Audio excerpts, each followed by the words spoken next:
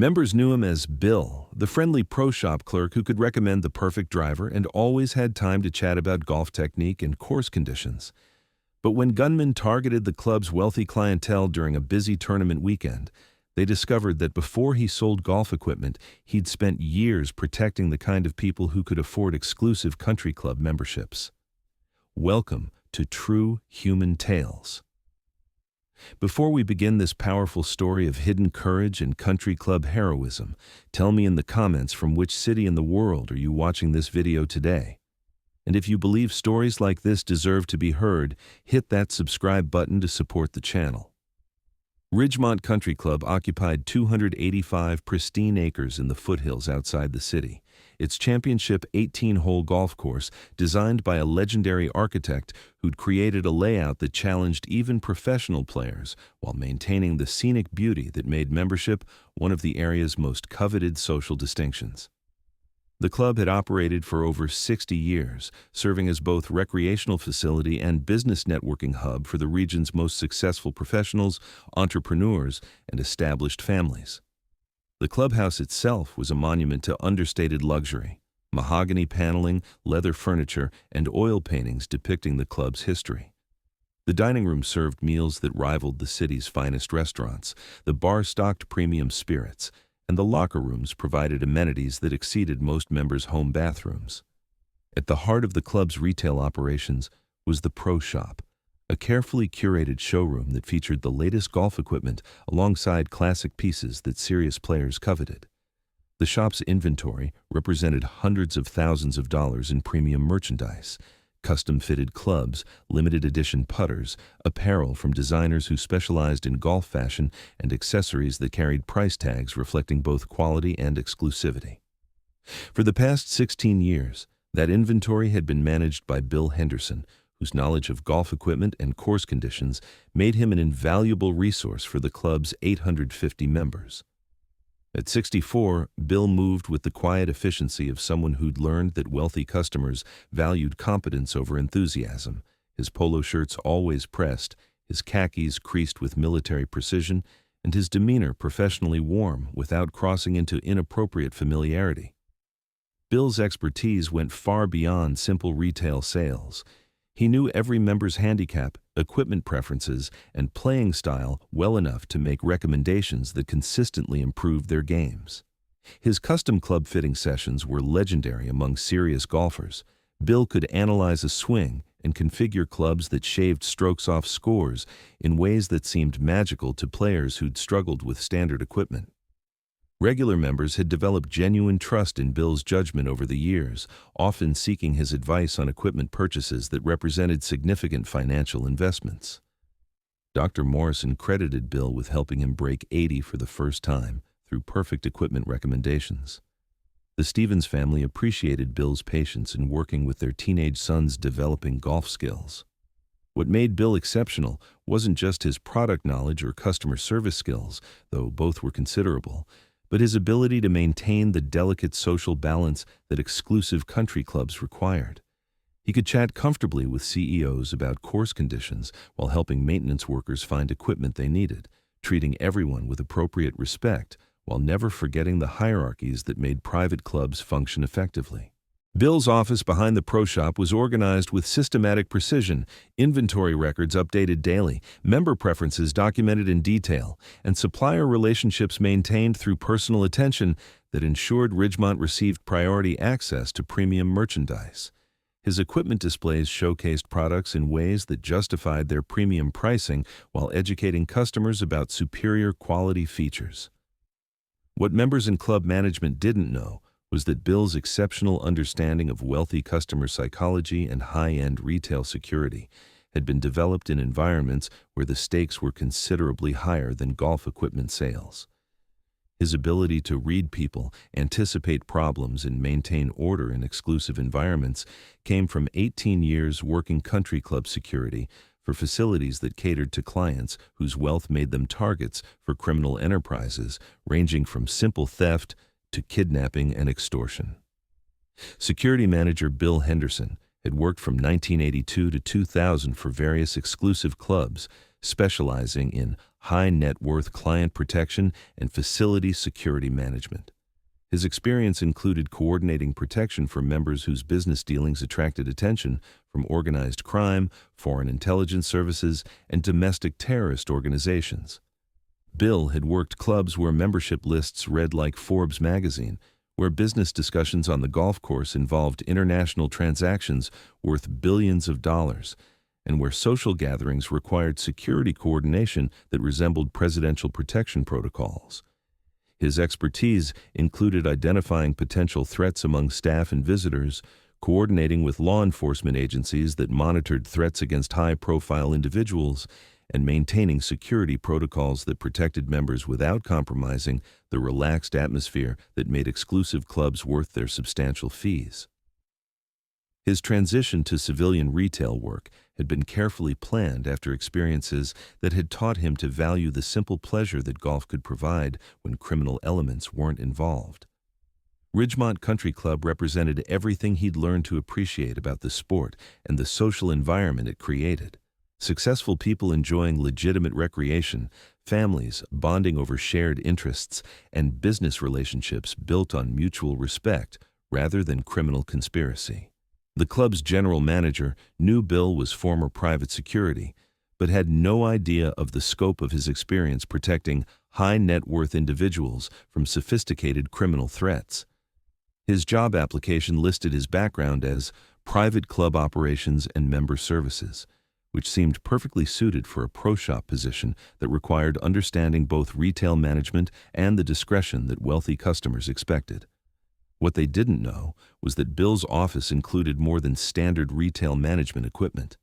The locked file cabinet contained detailed security assessments of club members who might attract criminal attention, information he'd compiled by monitoring potential threat patterns based on his experience protecting similar clientele. His computer system included encrypted communication capabilities for coordinating with law enforcement when necessary. For 16 years, Bill had found profound satisfaction in his pro shop work. Helping golfers improve their games had gradually replaced the stress of protecting them from criminal enterprises, and the steady rhythm of retail operations had allowed him to heal from years of hypervigilance and threat assessment. His greatest pleasure came from watching members achieve personal bests and enjoy the camaraderie that made golf more than just recreation for successful people who rarely had opportunities to relax. Saturday, June 23rd, was the club's annual member guest tournament, a prestigious event that drew not only Ridgemont's membership, but also their invited guests from other exclusive clubs across the region. The tournament represented both competition and social networking, with prize money donated to charity and business relationships formed over 4 rounds of championship-level golf, played in an atmosphere of refined sportsmanship. Bill had arrived at 6 a.m. to prepare the pro shop for the tournament's retail needs, ensuring that visitors would have access to any equipment they might need while maintaining the inventory displays that reflected Ridgemont's reputation for offering only the finest golf merchandise. By 9 a.m., the clubhouse was bustling with members and their guests, creating the elegant energy that made member guest tournaments highlights of the country club's social calendar. During the midday break between morning and afternoon rounds, when most golfers were enjoying lunch and networking in the clubhouse dining room, Bill was organizing inventory when he noticed them. 3 men moving through the clubhouse with the purposeful navigation that Bill's trained eye recognized as surveillance rather than social visiting. They wore blazers and slacks that were expensive enough to blend in with club attire, but new enough to suggest recent purchase rather than established wardrobe, and they moved with the coordinated precision that Bill's security experience had taught him to identify as tactical positioning. Bill's threat assessment protocols, refined through years of protecting similar facilities from criminal enterprises that targeted wealthy clientele, began processing danger indicators with automatic precision. The men's behavior patterns were wrong. They were studying architectural features and security positions rather than enjoying tournament activities. Their attention was focused on member congregation areas and valuable displays rather than the golf competition that should have been their primary interest as legitimate guests. Bill continued his normal retail duties without changing his professional demeanor, but his awareness shifted into the heightened state that had once made him invaluable to security operations at clubs where members' wealth made them attractive targets for sophisticated criminal enterprises. He mentally mapped the clubhouse layout, noting member concentration areas, valuable inventory locations, and the communication systems that could coordinate response to developing threats. The men positioned themselves strategically around the main social areas where tournament participants were enjoying the networking and celebration that made member guest events valuable for both recreation and business development. Their placement suggested preparation for crowd control rather than social participation, and their synchronized timing indicated coordination that Bill recognized from criminal operations that targeted exclusive facilities during high-attendance events. At 1:47 p.m., during the peak social period when lunch service brought maximum member density to the clubhouse, Bill's suspicions were confirmed when he observed one of the men signal to someone outside the building through what appeared to be a discreet hand gesture. Within moments, Bill heard the distinctive sound of vehicles arriving in the parking area with the aggressive acceleration pattern that suggested urgent rather than casual arrival. Bill realized he was witnessing the preparation phase of what security professionals called a high-value target robbery, an operation designed to target wealthy individuals during social gatherings when valuable personal property and substantial cash might be concentrated in predictable locations. Ridgemont's member guest tournament was perfect for such an operation. Hundreds of affluent individuals carrying expensive accessories, tournament prize money collected in the clubhouse, and security protocols designed for social management rather than criminal defense. As Bill coordinated mental preparation for what appeared to be an imminent robbery attempt, he observed the first man produce what appeared to be a compact pistol from beneath his blazer with movements that suggested professional training. The sight of weapons in an environment where members' families were enjoying tournament festivities triggered Bill's protective instincts with an intensity that transcended his 16 years of peaceful retail work. That's when Bill stopped being a pro shop clerk and became a security manager again. Bill's response combined the high net worth protection expertise he'd developed during his security career with intimate knowledge of the clubhouse layout and systems that he'd acquired through 16 years of daily operations. His first priority was protecting the members and their families who had no experience with the kind of criminal targeting that Bill had spent years preventing at similar facilities. The clubhouse public address system, which Bill had access to through his pro shop management responsibilities, became the primary tool for coordinating member protection. His voice, calm and professional despite the circumstances, directed tournament participants toward predetermined safe areas using the same crowd management techniques he'd developed for protecting much larger gatherings of high-profile individuals. Bill's service weapon, a Glock 19 that had been his sidearm throughout his security career, came from the locked cabinet in his office with the familiar weight of a tool he'd hoped never to need again in a country club environment. His position in the pro shop provided excellent tactical oversight of the main clubhouse areas, and his years of daily observation had given him intimate knowledge of every sightline and defensive position in the immediate environment. The armed men had expected to control a group of wealthy individuals whose compliance would provide easy access to valuable personal property and whatever cash the tournament operations had accumulated. What they encountered instead was organized resistance delivered by someone who understood both the tactical requirements of protecting high-value targets and the specific layout and systems of the facility they'd chosen to attack. Bill's security training enabled him to coordinate protective positions while simultaneously managing member evacuation through routes that took advantage of the clubhouse's architectural features. The club's expensive furniture and architectural elements became tactical assets, providing cover and concealment that protected evacuating members while allowing Bill to maintain defensive positions. The golf equipment that filled the pro shop became improvised defensive tools, as Bill used his intimate knowledge of the inventory to create barriers and obstacles that channeled the attacker's movement while providing protection for club members who were seeking safety. Premium golf clubs, designed for precision and durability, proved surprisingly effective as defensive implements when wielded by someone with tactical training. Bill's radio communications, honed through years of coordinating security operations for high-profile events, provided responding law enforcement with real-time intelligence about suspect positions, weapons capabilities, and member locations. His familiarity with police tactical protocols ensured that emergency responders could coordinate their approach without confusion or incidents that could endanger the families he was protecting. Within 12 minutes, the threat was neutralized, the clubhouse was secure, and the 200-plus members and guests who had come to enjoy championship golf were safe from an attack that could have resulted in significant casualties and traumatized one of the region's most prominent social communities. Bill's immediate threat recognition and tactical response had prevented what would have become a high-profile criminal success that could have encouraged similar attacks on exclusive facilities. The evacuation procedures that Bill coordinated proved their effectiveness as members were moved to safety with minimal panic and no civilian casualties. Members later described how club staff had remained calm and professional throughout the crisis, managing the situation with the discretion and competence that they expected from Ridgemont's service standards. The investigation revealed the scope of the planned operation, a sophisticated robbery designed to target multiple country clubs during tournament weekends when wealthy members would be concentrated with valuable personal property and substantial cash prizes.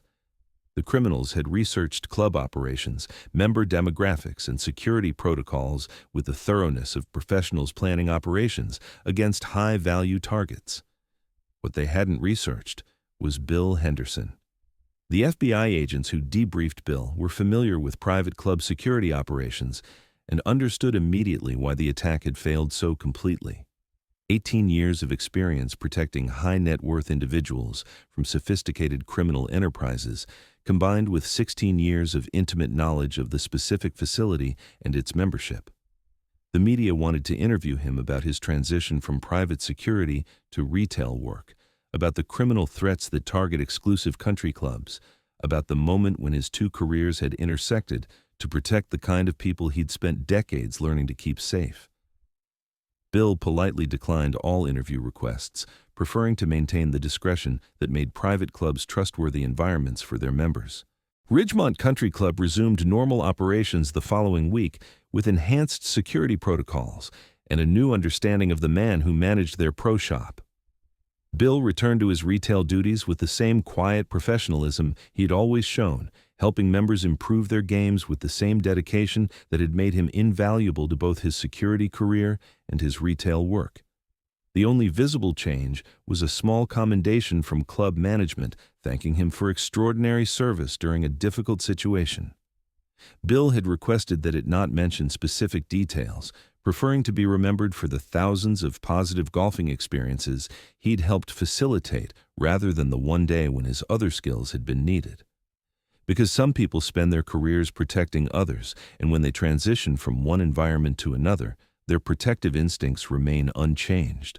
Bill had spent 18 years protecting wealthy individuals from those who would exploit their success, and 16 years helping those same people enjoy the recreation and social connections that made their success worthwhile. The setting was different, but the mission remained the same: provide service and protection that allows others to achieve their best while standing ready to defend them from those who would cause harm. So now I ask you, have you ever met someone like Bill? Someone who seemed like just a friendly pro shop clerk until the moment they revealed the depths of their expertise and dedication? Someone whose daily presence made you feel safer without knowing why?